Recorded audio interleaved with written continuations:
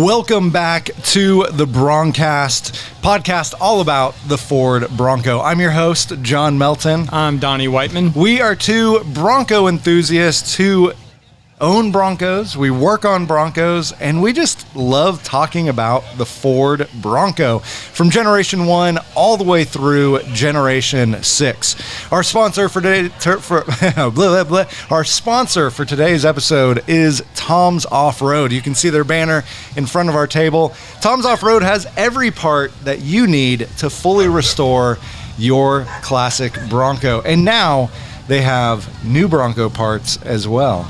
So before we came to the show, there was one day I needed you to do something for me, and you said, "Nah, I can't. I'm doing like some fourth grade stuff." Yeah. And I said, "Well, what do you mean?" You go, "Yeah, I homeschool my kids with my wife Bethany." And so I came up with an idea, like for a game. So I have a special guest coming on the show here nice. for a minute.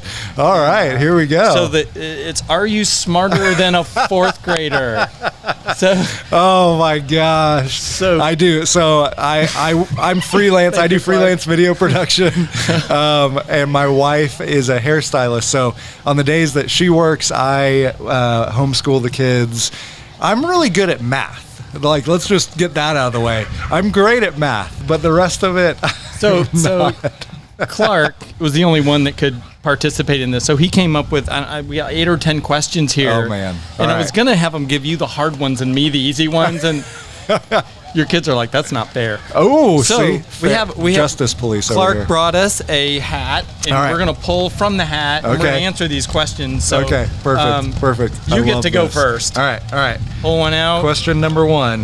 This is a math question that I don't know. What are the 5 steps of long division? Oh, that's just mean. I don't know. You just divide the number. 2 goes into 8. Let's see. It just takes a long time doing it. Yeah.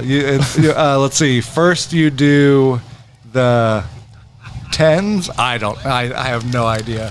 What's the answer? Do you know the answer? All right, come here. Tell me the answer. This is my son, Clark, right here. Go Clark! Divide, multiply, subtract, check, bring down. Wow. Divide, multiply, subtract, check, bring down. So I just want you guys to see that and know how good of a homeschool teacher my wife is. All right, so I have a question. It looks like a problem I have to solve. All right. How far away was the first telephone call? Oh. Bonus. Who was the person and answers? I'm going to go with the farthest telephone call was... Whoa, no, the first. How far was the first telephone call? I'm going to go to the room next door. Okay. And I'm going to guess it was Alexander Graham Bell. Who knows? Is the answer on the back? Who did he call? Did he call his doctor? Oh. He called his mom. He should have called his mom. Yeah, for sure. Right. You know the answer? Oh, Clark coming in clutch. I'm so glad we have a fourth grader. Right. From one room to another, and Alexander Graham Bell and his assistant. Oh, nailed nice. it. That was good. One you got for me. All right, one for yours. you. Okay. See if I can actually get one right. What's the most dangerous animal in the world? Oh, man. I feel like my son actually asked me this the other day and was like, I think he said rhinoceros. Was it rhino? No. Was it hippo? Hippo. Oh, it was a hippo. Oh. Isn't that crazy? Most dangerous animal in the world. It's a hippo. So what's the difference between a hippo and a rhino? I think rhino has the horn. Unicorn? I don't know. We're going to give you half a point for that. Half a point. Okay. You got, I knew it was either hippo or rhino because I didn't believe him. But I didn't even know the difference. So yeah, there you go. All right, here's my question. True or false? The answer to an addition problem is the addend. Addend. The answer? I'm going to go with true. It's 50-50. Yeah, I say false. What is it? False. Oh, what is right. the answer? It's the sum. The sum. The sum. Oh, Yep. there you go. All You right. get a point for that one. Yep. Hey, wait. right. You just answered that one. All right. Last one here. I only have one right so far. True or false? There are 4 forms of matter. We got gas, liquid, solid. Gas, liquid, and solid. I think there are only 3 forms of matter. Correct? Incorrect. 4? What's the 4th one? Plasma? Interesting. Man. Yeah. We have 2 teachers apparently right here. There we go. We got a teacher in the audience, You too. guys have to go back to middle school. Oh, man. That's awesome. All right, here is my last question. Okay. 5. What is a hyperbole? Ooh, that's a good one. Isn't it a question that doesn't have an answer or something like that? So I don't know. I think it's come help us out. not the Hyper Bowl, but the Super Bowl. Not the Super Bowl, but the Hyperbole. Hyperbole. All right, Clark, come help me out because I What's a probably hyperbole? totally missed this. It's like saying something that's really big and it's not actually that big. Like exaggerating. Yes. Oh, yeah. Okay. I never do that. When you say that's hyperbole. Yep. I know what that is now. Okay. We are not smarter than a 4th grader No, we kind of in the slightest. Man, Did very poorly. We failed that miserably, but we can work on Broncos pretty that's right. well. there's not one Bronco question That in was there. seriously. We can ask you guys Bronco questions all day long. Well, if you're just joining us, we're recording a little Broncast podcast all about the Ford Bronco here at the Super Celebration in Townsend, Tennessee. And just kind of going over the intro to our episode here and just getting going. But yeah, we both were working on our Broncos, trying to get them ready for the show, trying to get new parts on them. And if you guys remember a couple episodes ago, I was talking about how I blew the head gasket in my Ford 302.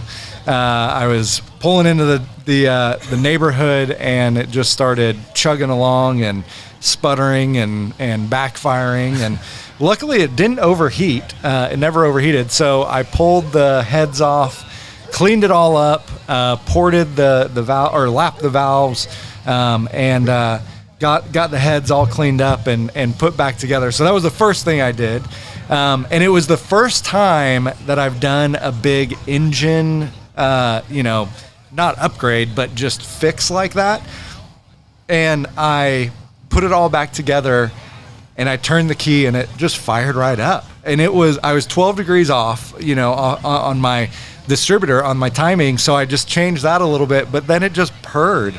And I was like, surely the bottom is going to fall out of this, but it didn't.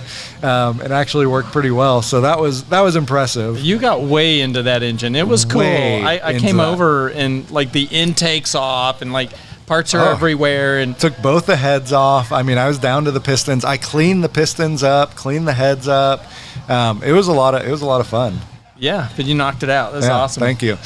And then Tom's came out with their big brake kit, and I teased that a little bit, but it's a big brake kit, which they give you hubs, rotors, the bearings, all the brake line, new brake line from Crown Performance, super nice brake lines, the bolts, everything that you need to put that kit on.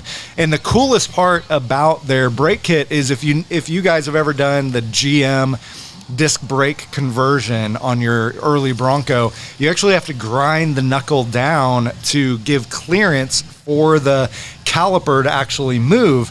And the cool thing about this kit is how they make it. That caliper sits right there, and you don't have to make provision on the knuckle. You don't have to grind your knuckle down, and it sits right on the rotor. The bummer is it doesn't fit a 15-inch wheel. So I know a lot of the classic guys, we run the 15-inch wheels. And so I had to upgrade to a 17-inch wheel. So I go inside and I tell my wife, honey, I bought this new brake kit and now my wheels don't fit. So you know what I have to do? I have to buy new wheels and tires. And she said, yes, honey, of course you do. Here's the checkbook. It did not go that smoothly at all. But I did have to buy new wheels and tires. I had to, but I've been wanting these Methods for a long time.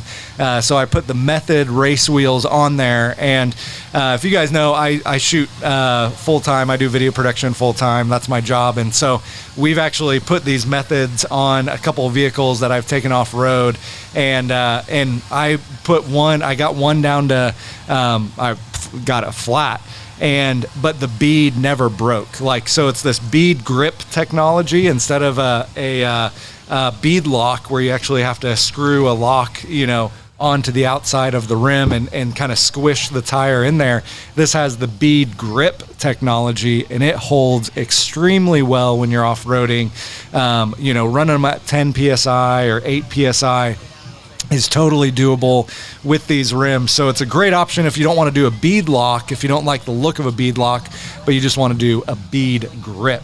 Well, you did several changes, and when I first saw your truck, it transformed to this jungle, buster, and it's super cool. What else did you do? Yeah, so I got a fifth rim and wheel, so I have a full-size spare, which I haven't had yet. So I got the roof rack to put the full-size spare on there because I had the ranch hand on there, and it actually started pulling my quarter panel apart in the back. So I was like, okay, I'm not going to do that anymore. So, if you have a 35-inch tire and you're running a spare, you want somewhere that it's going to be secure and it's not bouncing on your ranch hand or anything. So I did the Rhino rack and put the spare up there, and that Rhino rack is so beefy. It's, I don't know what gauge it is. It's not as beefy as the step sliders, but man, putting that thing together, it was a jigsaw puzzle for sure. Comes in a couple boxes and you're looking at it how is this going to turn into a rack, but man, I stood up there, I was standing up there for a little bit, pulled the tire up, and I was like, this isn't even flexing. It is really cool. And it goes on a hard top, and it goes around the drip rails of the hard top. And it's able to just kind of set on there, and you bolt it in, and it worked really, really well. And I'm really impressed. You can see it behind us. His truck is taller. Yeah. It's got the rack, makes it even taller again. Yeah. So it's really cool. So I got all that from our sponsor today, Tom's Off-Road. The Methods were, you can find them right on their website. The cool thing is they have Methods for the early Bronco and for the Gen 6. And then I did the Rhino rack, which you can actually get here at the show. And I think they have a show special on that Rhino rack. So definitely check that out. And then the last thing I did was I replaced the shocks. So I've been running the Bilstein 5100s. And if you think, oh, I just said Bilstein wrong. No, it's Bilstein, like a beer stein. Get it? Or Frankenstein. Bilstein, beer stein, Frankenstein. So you have to say it kind of angry German. Bierstein. That's right. Yeah, that's how you say it. But yeah, so I had the 5100s, which came in the Tom's 2.5-inch kit. But I really like a soft shock. I really like something that is squishy. When you hit a speed bump, it doesn't knock your fillings out of your teeth. It's something a little bit softer.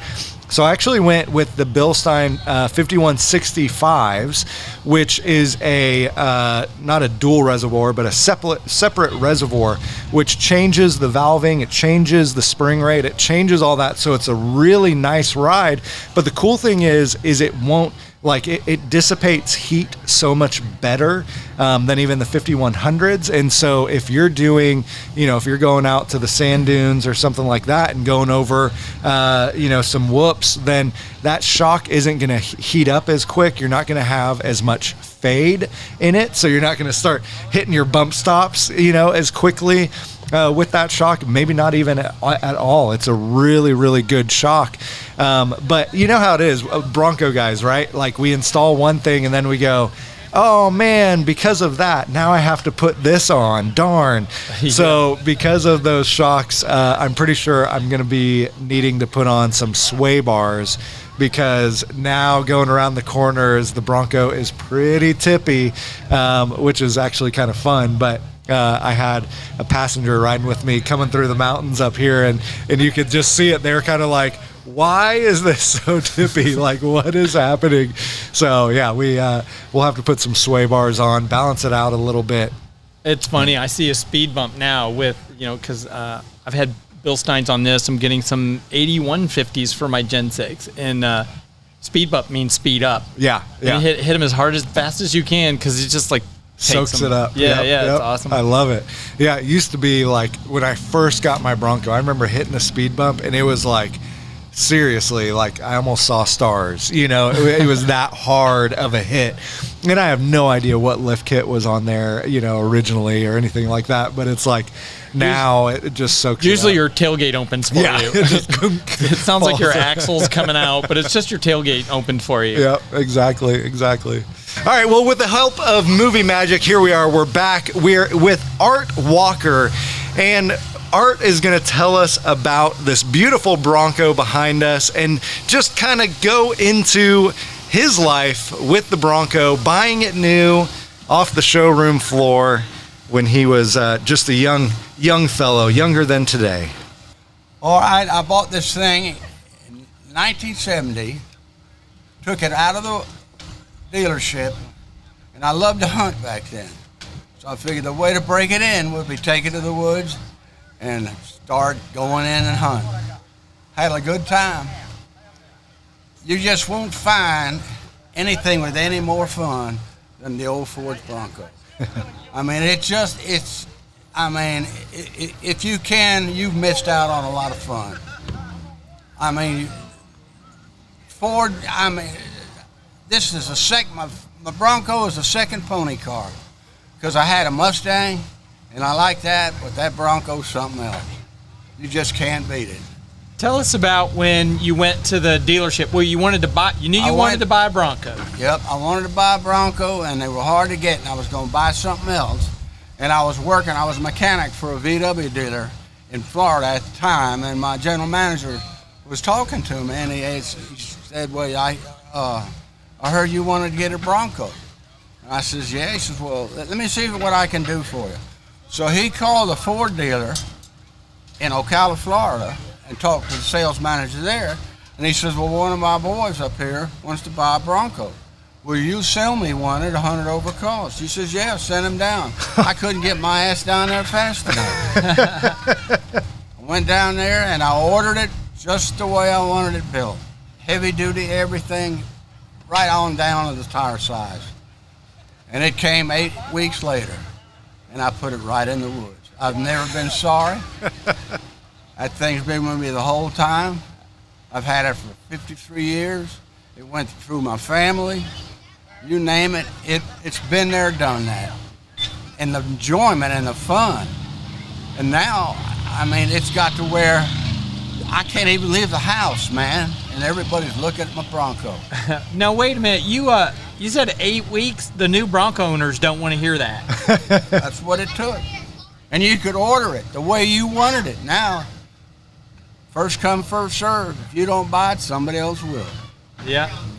But I ordered it just the way I wanted it. And you worked quite a deal, didn't you? Yeah.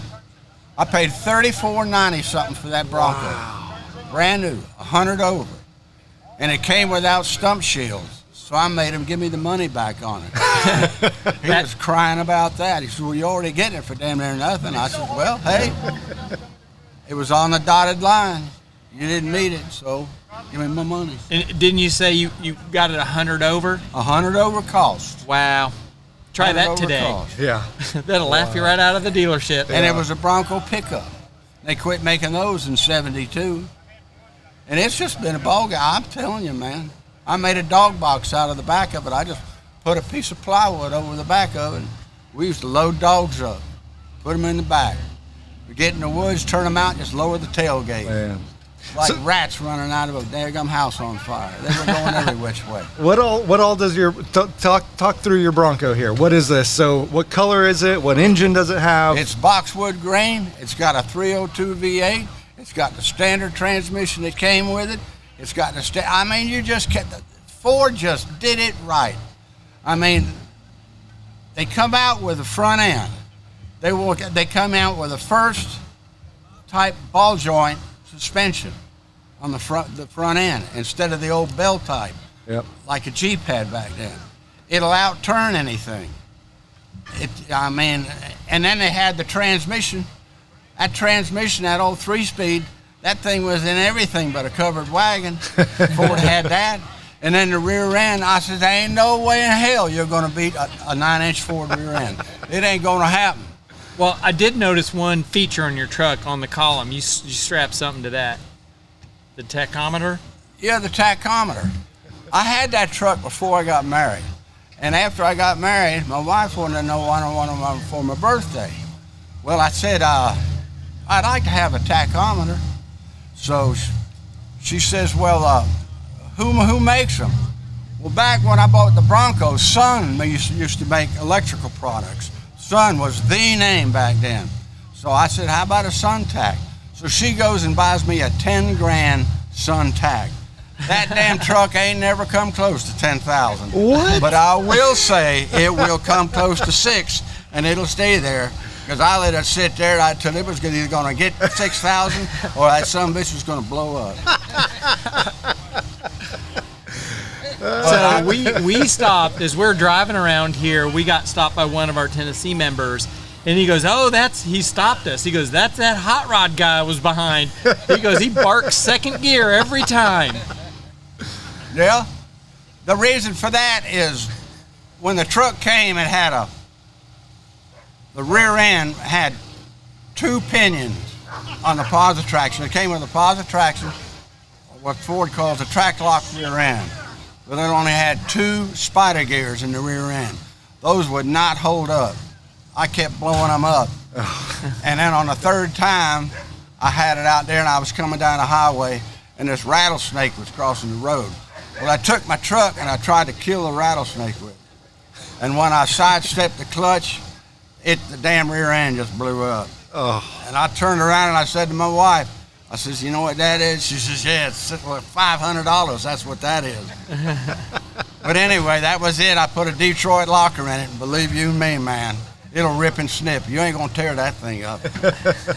It's still in it. So what would you say, what's your favorite thing that you've upgraded on you got the Detroit locker, what else have you done to it? Power brakes. Power brakes. Power brakes. If anything a Bronco needed was power brakes. The way it was, you needed 2 feet to stop the son of a gun. And if you had a 3rd foot, you just need a bigger pedal because that help would work. But it did need power brakes. Power steering helps too. Yep. But we haven't gotten there yet. It's one of these days. It's got to be with me with, when you get older, you have those round to it. Well, I got around to it. That's the best you can do. Yep, exactly. But I tell you, if anybody else has as much fun with their Bronco as I've had with that one, I mean, it's just every time I leave with it, people are looking at it, and the biggest thing is they like it because I left the damn thing alone. Yeah. Yeah. I was thinking about getting a sign for it, and I'm going to put it on the back. This is not a Boulevard Bronco. Not a show. It's not a show truck.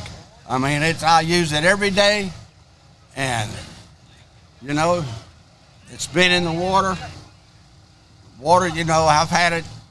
One time I was out in the woods with it, and I had my wife, both my kids, and we were out, and I was on a logging road, and this was at night. And I'm going through this thing, going down to where some buddies of mine were camping.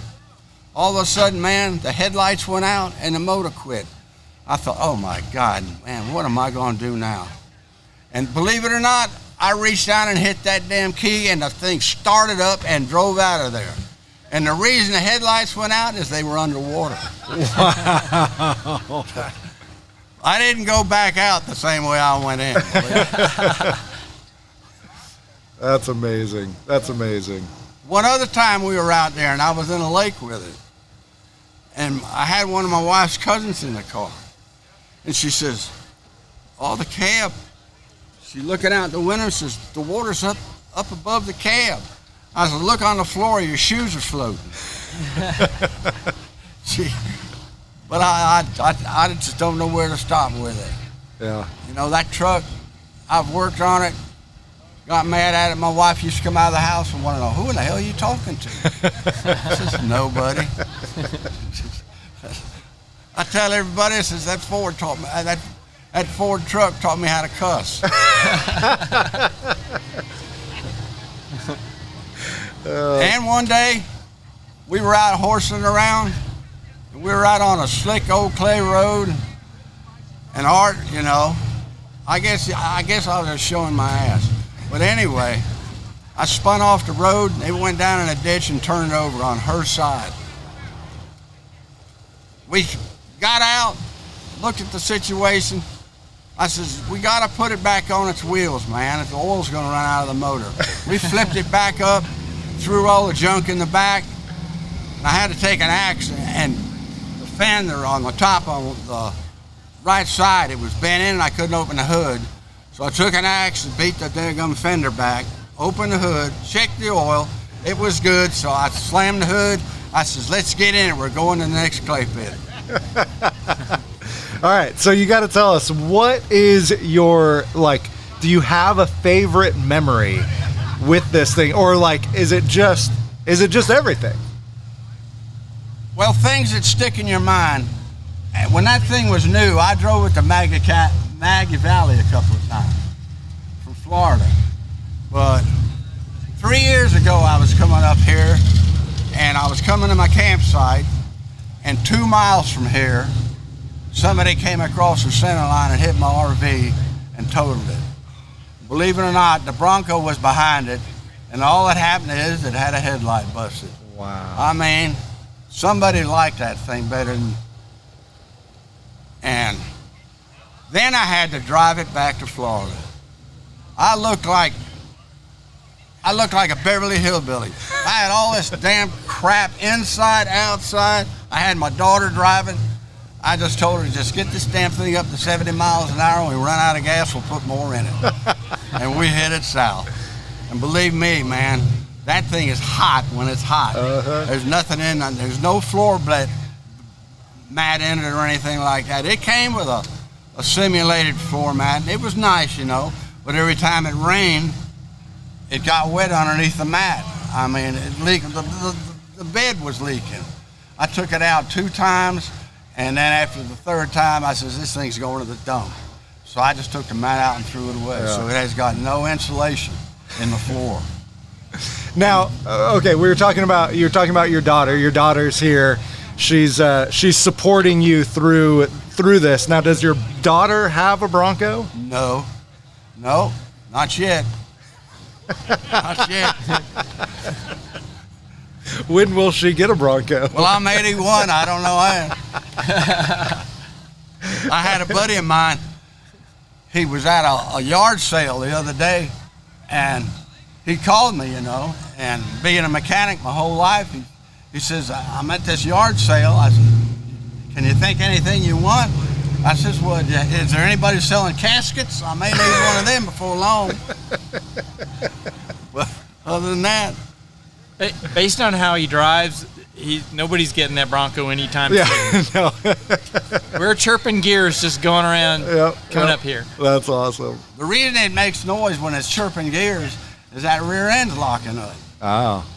And when you go around a corner, both wheels want to go the same distance, so it's going to hop. That Detroit. Yeah. That's it. Detroit locker. Well, Ed, thank you so much for coming along and letting us stick a camera and a microphone in your face. Yeah. Donnie, do you have any other questions? No, we just want to... Well, I just want to thank you, gentlemen, for asking me to come up here and talk. Because it's fun telling people what fun I have. Yeah. Because it's all good. Well, we were looking for have fun and be safe. Yeah. We wanted to find here at Supercell a first-time owner, someone that bought it new, and Art, you just fit the bill. Well, I thank you for asking me. Yep. I've enjoyed it.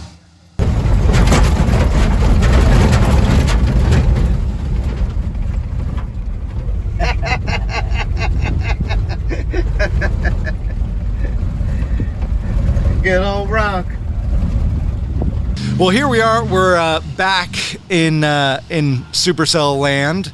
We just had an old man here. Now we've got a young guy here, and just like that, it just switches that easily. So we're back. We're here with Carson. I've talked with Carson multiple times over the years of coming to Super Celebration, and I always loved his story. I always loved what he was doing back in the day. And so I just wanted Carson to kind of tell us who you are and how did you make this happen?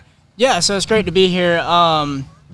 So basically I've always been into Broncos. My dad's had one since he was 16. So grew up around them, and then figured it was time for one of my own. So I've been drawing Broncos since I was 5-6 years old, and finally got the chance to get one. And so found that one down in the woods of Georgia. It had been sitting since, I think, 1983. Wow. And so pulled it out of the woods, got it running and driving, and sold drawings. Whenever I could, I'd put out Bronco artwork, bring it up here to Super Celebration, do anything I could to make a buck to keep that thing on the road. So I drove it every single day, and it's been a fun truck. I love that story for you. Like that's how Carson and I met. Was he comes up?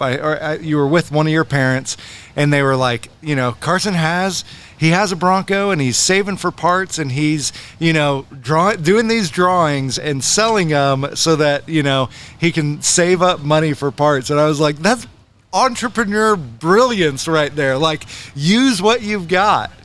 Yeah, and that's where it all started. I started off with the drawings and did drawings until it just kept evolving into almost a little business. I still sell drawings all the time on Facebook, and that's awesome. Have people reach out, and that's how that funded that entire project. So tell us about this. How did this start? Like, what was the shape that it was in? Was it, what did it look like? So that one, it's a 73 Ranger truck. It was sitting in the woods of Georgia since 1983.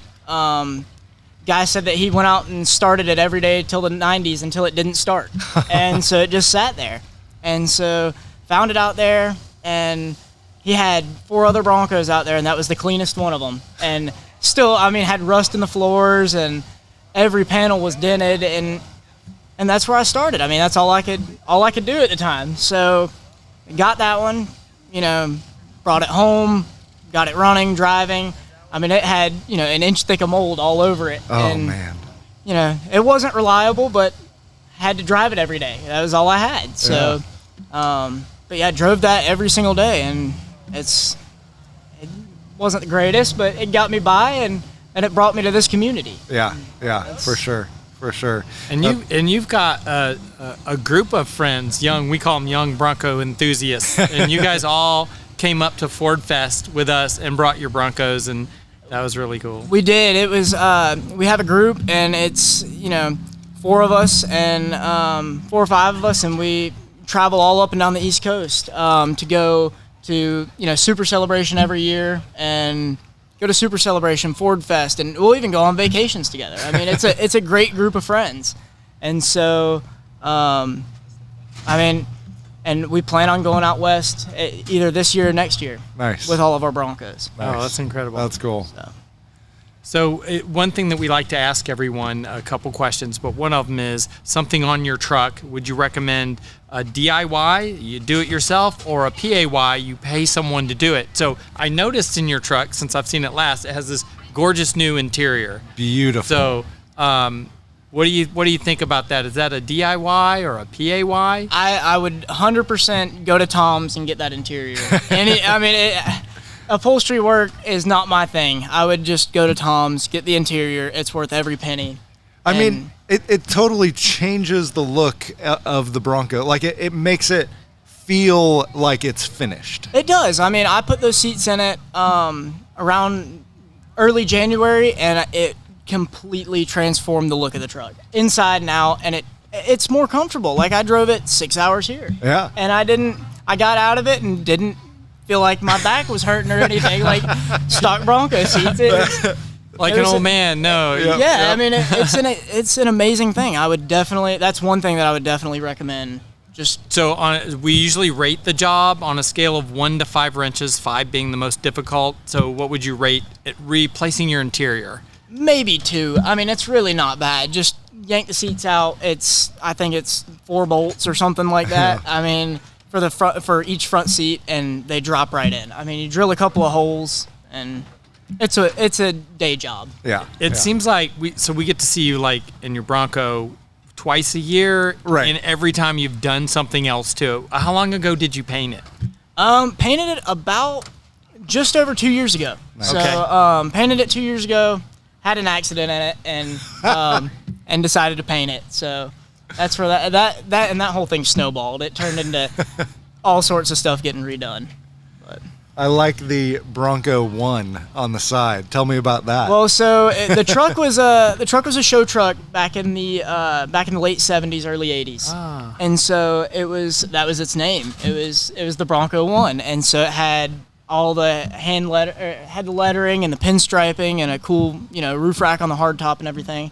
And so I actually had a friend make me the stickers for it to put them back on. I love that. How much does it look like the original Bronco 1? It's very close. So if I put the hardtop back on it, it's almost identical. So cool. I've tried keeping close to that. I put the same style wheels that it had on it. Just Wow. to try and keep the history of it. Yeah. And yeah. it's got too cool of a history to get rid of. So Favorite memory in the Bronco? oh, this could get me into trouble too. Look at your friends over here laughing. They're just like, oh, which one's he gonna tell? Yeah, exactly. Yeah. I gotta say, there was one 4-wheeling trip. We all went out, and I know you're not supposed to take the early Broncos off road anymore, but some of us get into trouble with it. Yep. So we took it. We decided to take it out, and it had been on the road maybe 2 weeks, and took it out, and I mean beat on it all day. Yeah. And we were, tried drag racing a buddy with my front hubs locked in on dirt, and it blew the front drive shaft out of it. And front drive shaft hit the bell housing on the transmission and cracked the C4 bell housing. And then it was leaking out of the trans pan and blew reverse on the same trip. And so, you made it home? Made it home with you go. no reverse, no front drive shaft, and it still drove. I drove it for about 2 more weeks until it was funny. I ran into a neighbor and he had a C4 and gave it to me. So that's amazing. But, that's amazing. Well, Carson, we were talking about, we have the old, we have the new, the young. What would you say? I mean, what would you say to the younger generation who's out there? They're coming to this event with their parents, maybe, a little bit into Broncos. What's the encouragement that you'd give them? I mean, the people and the people are amazing. Yeah. I mean, I've developed the best group of friends anyone could ever ask for. I mean, it's an amazing group, and and the trucks too. I mean, you can get out there and do it. It doesn't have to cost a lot. It's pretty. It's not anything crazy. You can go out there and you can get a Bronco for cheap now. I know people say that you can't, but you can go find one in a field. That's right. And there's nothing that says that you can't pull it out of the field and get it running. And so, I mean, it takes work. I mean, I had a friend who pulled a truck out of the woods and got it running just for Super Celebration, just to bring it up here. And so it's not finished, it's not perfect, but it made it. Yep. And that's sometimes you don't have to get it perfect. Yep. Just enough to Yep. get it out here. So That's good. And you have friends that have different generations too. So. Yeah, so it's funny, we've actually got every single generation here. So, oh, wow. Yeah, except for the Bronco 2 and all that. I don't know if we count those. But yeah, we've got all the generations out here. So we've got the early Bronco, we've got a dent side, we've got actually 2 dent sides. We've got a bull nose and a brick nose and an OBS. Wow. So got all of them. That's awesome. That's amazing. Well, man, Carson, thank you so much for joining us on the podcast. Thank you for letting us take a look at your Bronco and be here.